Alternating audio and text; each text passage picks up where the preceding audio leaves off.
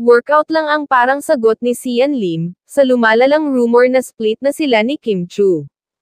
Nasa gym siya, sa kanyang latest post, na ang sabi ay bagong negosyo ito ni Sian. Gymtrovert ang pangalan nito. At sa mga post ni Sian, hinahanap si Kim. Samantala, tapos na ang taping nila ang Love, Die, Repeat, na naudlot ng halos 3 years. Pero next year pa raw ang airing nito. Kasama niya rito si Jeneline Mercado.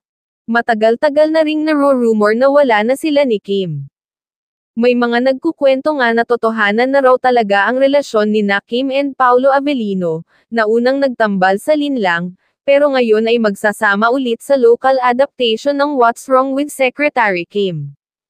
Sumagot naman noon si Kim sa isang press con ng, baka nalilinlang lang kayo, okay naman kami ni Si, pero action speaks louder than words daw kasi.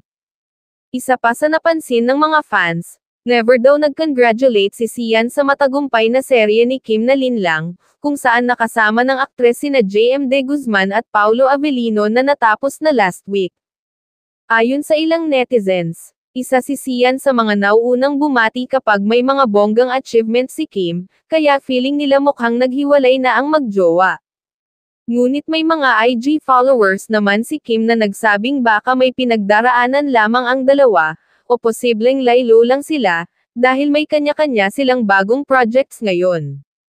Hiling naman ng mga fans na magpakalalaki si Sian, at magsalita na sa kung ano ang tunay na estado ng relasyon nila ng kapamilya aktres, at hindi paligoy-ligoy pa na sagot.